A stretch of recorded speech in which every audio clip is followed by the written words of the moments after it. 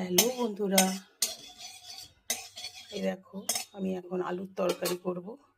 তো তার জন্য তেলের মধ্যে দিয়ে দিয়েছি কালো জিরে, আর দিয়ে দিচ্ছি কাঁচা লঙ্কা, দেবো পেঁয়াজ।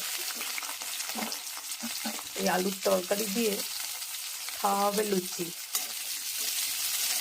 আর আমার এই আলুর তরকারি দিয়ে আবার মুড়ি খেতেও খুব ভালো লাগে। তো এই তরকারি দিয়ে রুটি, পরোটা, লুচি, মুড়ি সবই খাওয়া যায়, চাইলে ভাতও খাওয়া যায়।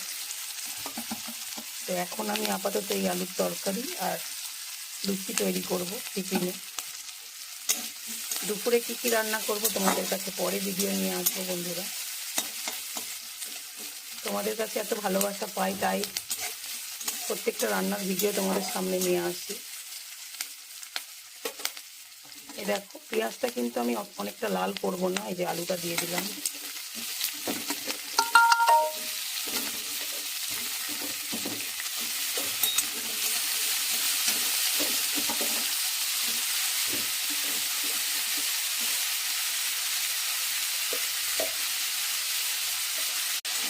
এবারে একসাথে ভালো করে নেড়ে নিয়ে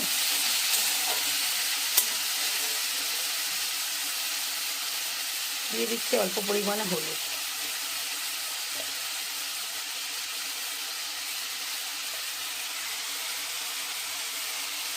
দিচ্ছি নুন। ব্যাস, এই তরকারিতে আর কিছু চাই না। তরকারিটা হয়ে গেলে আমি একটু সরষের তেল, মানে কাঁচা সরষের তেল দিয়ে দিই, তাতে করে তরকারির টেস্টটা আরও অনেকটাই ভালো হয়।